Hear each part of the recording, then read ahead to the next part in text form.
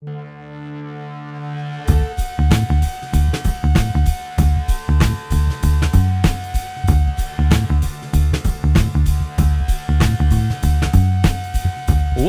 everybody, to the Nightly News Podcast. This is Professor Paul Miller, and I'm sitting here today with two very, very familiar people to Nightly News Podcast of, it seems like forever ago. Been nearly 6 months since we've been in the podcast studio, and frankly, a lot of things have happened with the Nightly News Media Club. But we're sitting in here today with current president of the Nightly News Media Club, current co-president, I don't want to knock Christian, Tyler Coleman. Tyler, welcome back to the podcast. Well, thanks for having me. It's always a pleasure to be here with you guys and get to catch up on things. And we are also being joined by not only former president of the Nightly News Media Club and youngest president of the Nightly News Media Club in the history of the club, but also recent graduate, Christiana. Brian, welcome back to the podcast. Thank you, Professor, and Tyler. It's great to be here with you all, and very excited to see what our podcast holds today. Well, let's start at the top. Obviously, there's no secret that we have not been here for quite some time due to the COVID-19 pandemic. And obviously, I don't want to get into that itself, but I do want to talk about some of the things that have happened. In fact, I want to say, Brian, our last podcast was with Bob and Tom Russell, and gosh, that came out in February. It's literally been almost 6 months since we've been, done a podcast, and gosh, it's all new. But we're glad to have you, and there's a couple of major announcements we want to talk about here today. You may have noticed at the top, I did not mention that we were coming to you from the Boyer House, and that's because our podcast studio has been relocated. We are now in the Milano Hall in the Center for Teaching Excellence. We have a nice little room, nice little soundproof area, and Brian and Tyler helped get some of this stuff, help move some of the stuff. I think we got a pretty nice setup down here. What do you think, Brian? Yeah, Professor, you guys did a really good job of getting this prepared, and this is good for the students. They're going to get a lot of hands-on experience, and I'm very excited for them. And Tyler, I know that initially we weren't totally sure about what our thoughts were on the move. I think this is going to work out great, though. Yeah, I think it will. I mean, the Boyer House will always be our original home, but I mean, to move over here, it's exciting. I mean, it's a nice setup, and things are going well so far. I think one of the things that we want to do as a club, and one of the things Leslie Heimbaugh is sort of gravitated to, is the fact that we are going to do a really nice story about our time in the Boyer House. I couldn't say for sure how long we were down there. Maybe the easiest way to do this is, Brian, were you at the open house when we first opened it down there? No, that was right before I arrived at the campus. And you got to campus in April of 2017. So we would have moved down there in February, because I remember open house, it was cold. So I think it was beginning of the year 2017. Okay. So we were down there just over 3 years. And of course, what's very interesting about this whole thing is, if anybody remembers way back to episode 1, pop quiz, who was the guest on episode 1? He's your boss, Tyler. Ha! He's your boss, man. Steve Hassinger was our first ever podcast guest, followed closely thereafter by Dave Baker and Adrian Thoman were our first couple of guests. But the reason that I bring that up, when we did those podcasts, gentlemen, we were in this room. All of our first, I don't know the exact episode number that it was when we left the CTE. And, it's kind of interesting that it comes full circle. Now, again, I know that you guys weren't necessarily a part of that, but when I think back to some of our early podcasts, and, I think the saddest thing to me from moving down there was having to take that plaque off the door down there that says the Nasir Harris Podcast Studio. Of course, we still are coming to you from the newly named Nasir Harris Podcast Studio, but I think that was the most difficult thing for me, was taking that down off of the wall, because I remember you were a part of that. Yes, I was there for that one. When we had the podcast studio dedication, which was something that we'll always remember. But onward and upward, as they say. We were asked by Dr. Fedrizi if we would consider, they were trying to reconfigure some of the space down there. And obviously there are many benefits to being up here. We're closer to the students. It's going to be a lot easier to get down here. But I also remember hearing a lot of people saying that they liked the walk, certainly in the spring and summer, probably not so much in the wintertime. But yeah, it's fun, and it's right down the hall from my office, so I can't complain too much. We're looking forward to new opportunities here in the podcast studio, maybe some more opportunities for students to come in and use the studio, and that's my main goal, is I really want to get some more student podcasts off the ground. So now, before we move on to talking to you guys, there was one thing that I did want to preview. Brian, you will be back with us, hopefully this season, on the Fantasy Football Strategy Guide. Tyler and hopefully Parker as well, and maybe even Dylan could come in. We have up to 6 microphone jacks, so we could have 6 people on. Though I would say that in the past, when I had people using the headsets, it sounds... Oh, I'm not worried about the seating. We'll figure that out. It sounds different than these mics because ours are one particular brand and then they're another. So we're looking forward to doing the Fantasy Football Strategy Guide coming at you. We're going to have to do it next month. It's crazy that time is already coming. I mean, it's already... when we're recording this, I'm not even sure when this is going to be out, but look for the Fantasy Football Strategy Guide to return in August. Parker will be back at the end of July. Correct. So, again, this podcast probably won't be out until August. So I would say look for it mid to late August. So that's cool that we've been able to keep a fantasy podcast going. So I'm looking forward to that. Hopefully, again, we are not here to comment on. We'll leave it to the people who know more about the virus and the implications that has. But Brian is, and we'll get to that. Brian and Tyler are both employees of the school, as I guess technically as Parker as well as an RA. So we'll all be around and hope to get a little bit of use out of our new studio. So, well, what I wanted to do today, in addition to breaking that big news about our shift from Boyer House up to the CTE, was also to talk about, to give some congratulations. Brian, obviously we gave you a lot of fanfare, with Bob Hauer and Tom Russell on your last ever podcast as a student. But I certainly want to extend congratulations, because this is the first time I've had you on as a graduate. And obviously, you graduated at the end of March, but it's something special. So I just want to congratulate you. But I also wanted to let the listeners know that they're going to still be seeing you around campus. Can you tell us about the position you've received? So yeah, I'm very honored and fortunate to be a part of the Residence Life staff as the Residence Hall coordinator. So it's a live-in position where I will be located up at Ann Hall, which is located right near the basketball courts. So I will be assisting with the outside partnership housing, which includes HAC students, Widener, and I currently have an intern up in the building as well for an outside partnership. I'm here on campus all the time, and I'm just very excited to be able to work for Lindsay Garber and Brianna Condas. And, this is something that I really give Central Penn a lot of credit. So speaking of Brianna, she's a perfect example. Bri, I know she doesn't like Brianna. And this is why, and I had to tell her this is why I call her Brianna, because she was my student. I was in that class. And I call my students, I try to be respectful to them by calling them by their name, and that's what she never told me. For example, if your name was William and you wanted to be called Bill and you said, Professor Miller, I'd like to be called Bill, I would call you Bill. Yeah.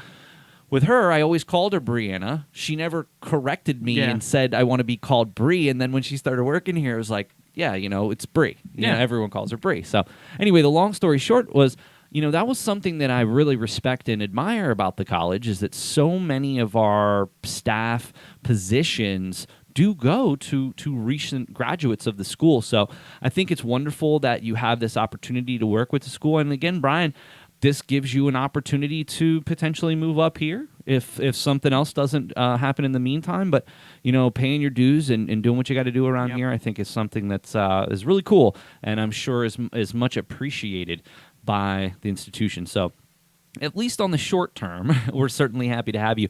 Let me ask you, before all this happened, Brian, you had mentioned that you had been hired with the Barnstormers. Is that something that moving forward you're still going to have that opportunity? I really hope so. I mean, they sent a message out. I would say, oh man, we're in July when we're recording this. I would say maybe in like April, saying, hey, fingers crossed. But since then, obviously, season has been canceled. So I wonder why though, because they're independent. Yes, and the fact that yes, affiliated minor league baseball has been canceled. So your Harrisburg Senators, your Reading Phillies. Wonder why they're not giving it a shot. I mean, I understand. The main reason that the minor leagues has been canceled is because they're very highly dependent on fans. Yes. So if you can't have a full house of fans, but I don't know. It's interesting to me. Yeah, I was very surprised by that. And one thing, like when you were saying about dependent on fans, I want to talk about a minute for amusement parks. I don't know if you've seen the pictures of Hershey Park or Knoebels. Their numbers are low. Like the attendance is really low. So I mean, assuming or just seeing what baseball would be like would be interesting. We're going to go to Tyler now. Brian, thank you very much for coming back. And again, we look forward to the strategy guide. For sure. And we'll have you back on here in a second to talk a little bit more about the big news that we have for later on in August. Tyler, we want to, first of all, I certainly hope that we're able to continue our podcast as part of the nightly news. We've already discussed today your interest in coming back for baseball in 21. Let me ask you a question. How has this changed your perspective? I mean, you, just before this happened, you transitioned to the president of the nightly news. I remember having you on talking about all the things that you wanted to do and wanted to accomplish. Do you feel in any way that you've kind of been cheated out of your senior year of college? Maybe in a way, but we kind of talked about the athletes that kind of got cheated out. So I don't feel as though I've been cheated out as maybe as severe as other students have been. But it's still great to have the opportunity that I've had because we can still work from home and we have the Zoom meetings, every few weeks. And even if there's things that maybe I'm not able to accomplish now, that we could pass on to the next president and, they could be able to carry the success on that we've had. And I just want you to know, both of you, how much I appreciate, obviously all the written work you've done. I'm very proud of that. Certainly all that you've done with the podcast. Again, we talked about the fantasy football podcast we've had. You both have been on dozens of podcasts, and I hope that you look back favorably on that. You both have moved on to starting your careers in broadcasting. Again, unfortunately, those jobs have been temporarily put on hold. But, I think that when things, even if it's 6 to 8 months from now, maybe a year from now, I think once things get moving again, I think you guys are going to be ready to go. And I really hope that your experience, not only with the nightly news, but you helped me start something that I have dreamt about my whole life. The fact that I was able to come in here and have a sense of what was actually possible in terms of doing the sports broadcasts, I wouldn't have been able to do it without you two. And of course there were other people who were a part of that. Parker, some of the, Tyrene and Christian have been, obviously Christian played, but he helped with basketball.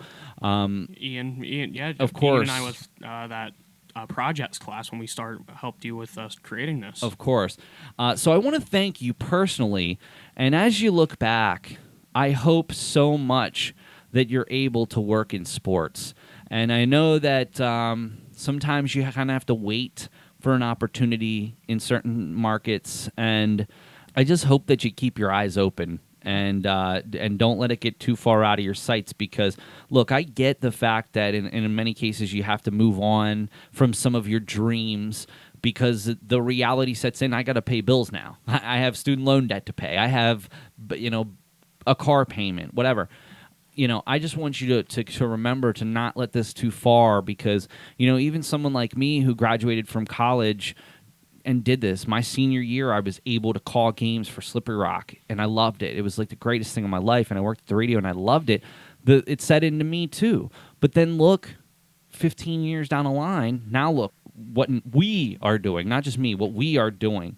And so just remember this experience and always take something away. And even if you're not being able to practice it, keep studying, keep watching Vin Scully, keep watching Joe Buck, and whatever you want to say about these people, they're at the top of their industries, and try to learn from them somehow. That's how I got to do what I'm doing. So certainly you always have a job being a commentator here at Central Penn with me, that's for sure. Even if it's us three for the rest of eternity, I'm fine with that. So I just wanted to put that out there, and I just wanted to thank you both so much. Like I said, I certainly hope that we can continue working together in this capacity when you're done. Oh, for sure. Definitely. Thank you, Mr. Miller.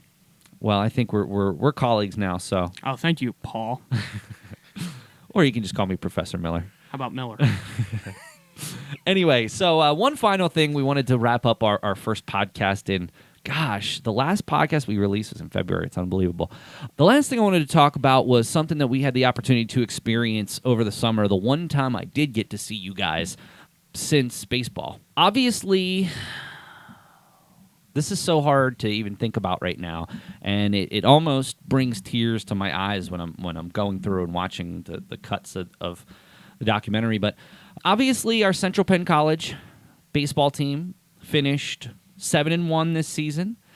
Unfortunately, it was suspended very early, only 10 days into the season, but this team just looked electric. Hayden Fox looked great. Connor Graham, Christian Fulp had some fantastic games. Chris Rosario was just equally statistically. This was the team. This was the team that had the shot to at least go to the postseason.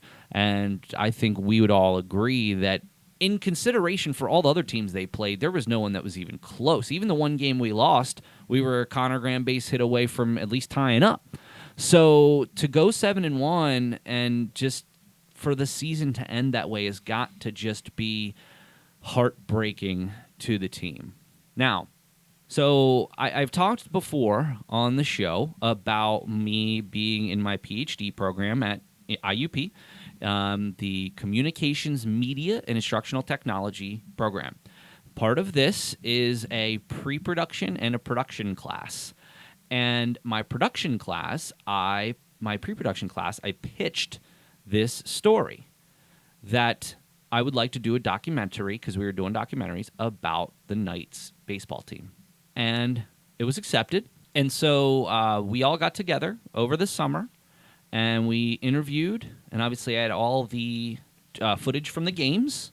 The point that we're trying to make here is we all got together over the summer, and this documentary, everyone, features the seniors, mainly Connor Graham, Co-President of Nightly News, Christian Fulp, and Max Thorpe. And we really wanted to learn more about, and the film is called The Final Out, and we'll be debuting it. You will see it along with everyone else for the first time on Thursday, August 13th at 7 o'clock. You can go to the Nightly News Facebook page for the event and learn more about it. It would really mean a lot to me personally if you would all come. I'm going to have to sit on this thing for like 2 weeks done and not show anyone because I for one, we really struggled with what to do with the film series. I was supposed to do the spring film series League of Their Own. We were going to get the baseball team involved, have Catch out front, have them sign autographs for the kids. I was going to have some kids from my Challenger Baseball League come. Fortunately, that didn't happen. But so obviously we postponed spring. Then we postponed summer. And it's like, you know what? Let's do this. It's about the school. It's about the Knights. Let's use this as the film series. And everyone liked it. Now, I do want to preface by saying the documentary is only 10 minutes. And I'll tell you, I watched it last night, and boy, that 10 minutes goes by like that. You'll be like, holy crap, it's over? Wow. But that was the assignment. And apparently he said that that's common for a new director to do a short and then use that as sort of your portfolio. Like, hey, I put this together. Now you're not going to get anybody to give you money to do a feature-length film for your first one, for the most part, unless you're independently wealthy. So, well, I want to leave with a couple questions. So please join us August 13th at 7 o'clock in the. It'll be on Zoom, and we'll have the link up in our event page. Brian and Tyler, I know that I've already asked you this question, and certainly parts of this will be in the film, but When you think back to this, obviously it's tough for us because, number one, both of you are seniors. You know, Brian, you've obviously since graduated, but you were a senior. And in fact, our last game was your last game on paper. Now, you had already said, hey, I might come back to do some others, but that was the last game that you had scheduled. How weird is that? Like, you were kind of, like, it's interesting if you watch the full uncut game, you and Tyler are talking at the end, and it's almost like a sadness for you because you know that, at least for this season and who knows what the future holds, that you knew that that was probably the last game that you're going to call of the season. And you even made a comment like, you know, it's been a real honor to call games over the last 3 years. What was that feeling like before we even knew what was going to happen? Yeah, and at the time, I had no clue if I was going to be back as staff or not. So I meant every word of it, and it was really like sad at that time, just thinking, man, this is it. And I just remember going to Tyler after, like, well, I'm glad I got to do it with you guys over the past couple of years, and I can't wait to see what the future holds. Then when, you know, you come to the realization that the season's over, I mean, it took a little time. It's not like it was that day, oh, boom, the season canceled, because this thing kind of grew at a slow pace.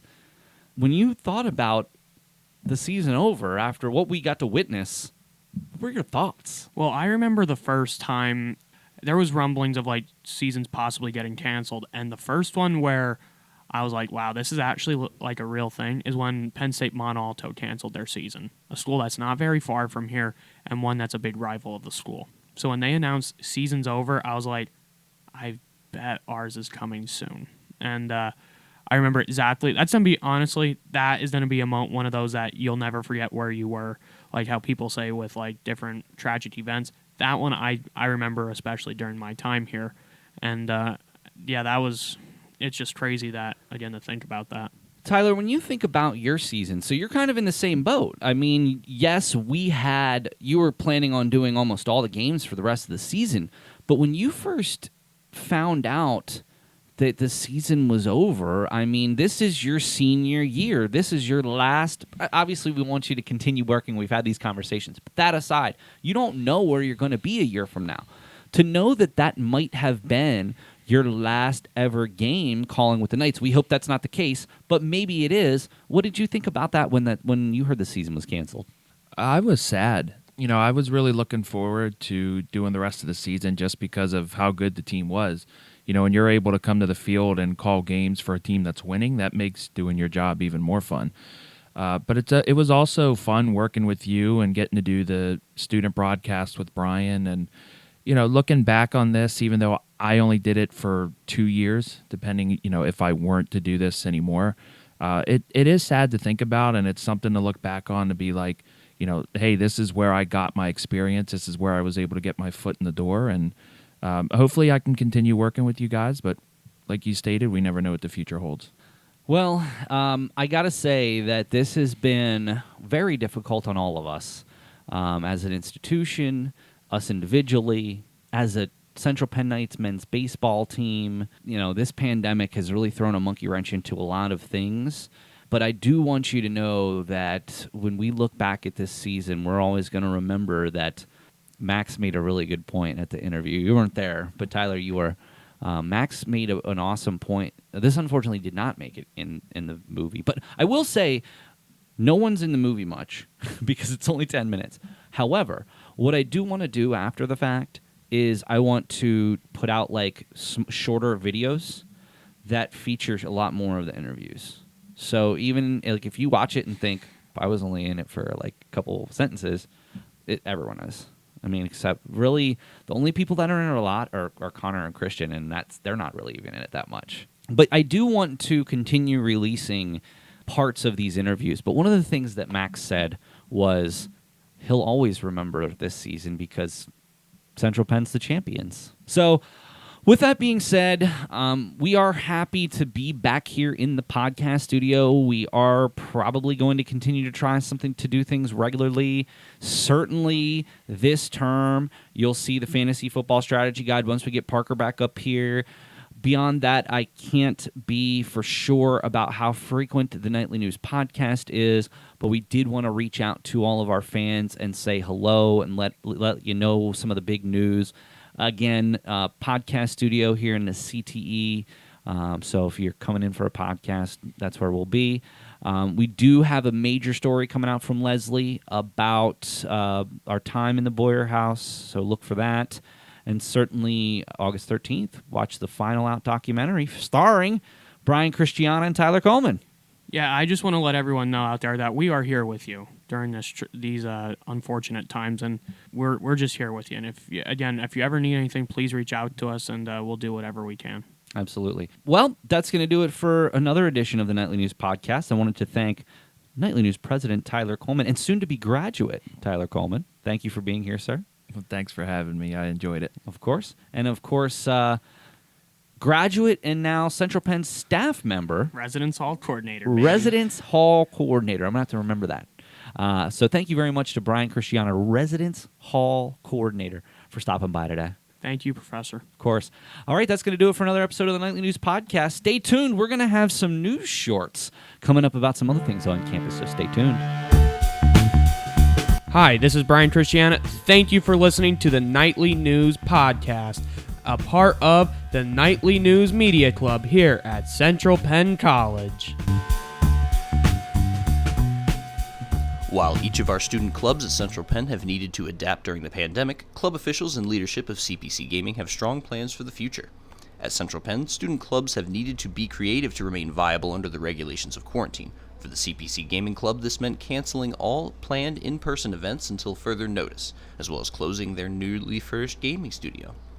This has stalled the development of the club in a few ways. Prior to the outbreak, CPC Gaming had planned on competing in multiple collegiate esports leagues in various game titles, as well as hosting casual and competitive gaming events in their studio. With sanctioned collegiate tournaments canceled and their studio closed, one could easily and mistakenly assume that CPC Gaming has all but shut down during the coronavirus epidemic. While there have been a number of setbacks brought on by the limitations of quarantine, Steve Shoemaker, advisor of CPC Gaming, has kept the club active with help of dedicated club members. While playing in person is currently impossible, the online components found in the majority of multiplayer titles can serve as a workable substitute, helping to keep the club active. Using online platforms, members of CPC Gaming are continuing to play in unsanctioned online tournaments and multiplayer games while sanctioned tournaments are on hold. At the same time, club meetings have taken place over Zoom in lieu of meeting on campus, which has helped facilitate club discussion. Plans to reopen CPC Gaming are currently forming, coinciding with the reopening of the campus in October. When the Summerdale campus reopens, Shoemaker expects the gaming lab to reopen as well, with new sanitation procedures in place as well as a reconfiguration of the room in order to better accommodate for social distancing. Needless to say, Shoemaker and the members of CPC Gaming are expecting to bounce back from this pandemic stronger than ever, and plan on getting right back on track in the coming semesters.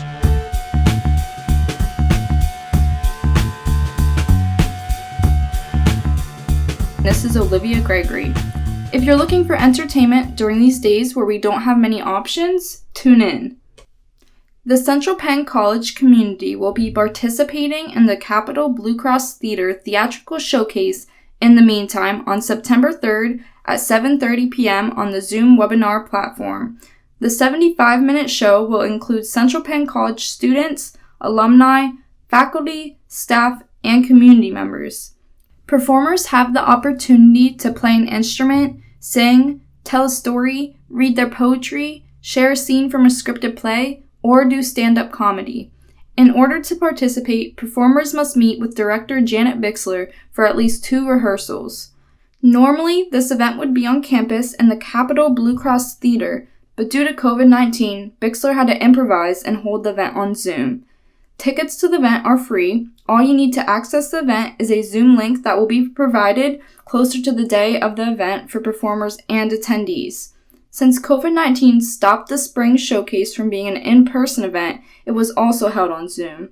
The show had 11 performers and more than 50 attendees. Bixler stated, quote, "Live chat during the performance allowed the audience and performers to interact, which was great as we were missing the live energy exchange by being virtual," end quote. This time around, the showcase will have all new performers, and donations towards the social justice organization that is yet to be determined will be collected during the event. Due to the spring theatrical showcase lasting about 2 hours, this time the show will be shortened by about 45 minutes, making it last 75 minutes. Vice President of the Central Penn Players, Jenelle Dulack, said, quote, "I enjoy being able to see the audience members' faces when performing. With COVID-19, things have been different, but I appreciate the new format and we can still perform as we would, this time from the comfort of our own homes," end quote. Many people are looking for ways to entertain themselves during these times where we try to social distance. That being said, the theatrical showcase is a great way to get entertainment and interact with other Central Penn College community members. If you're looking to perform in the event or have any questions, contact Janet Bixler at janetbixler@centralpenn.edu.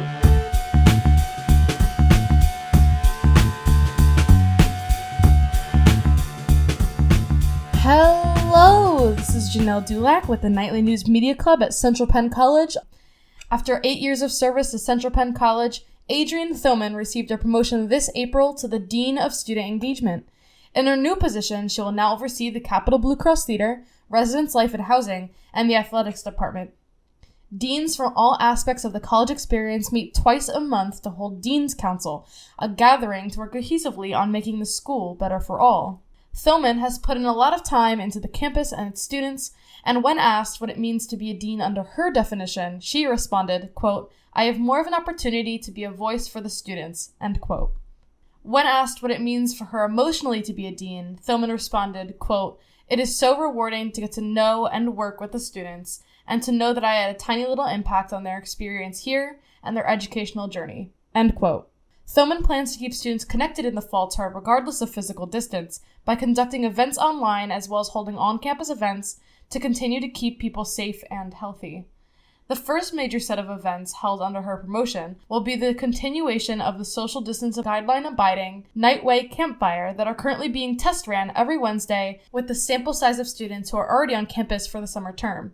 The weekly event includes activities and prize for the winners.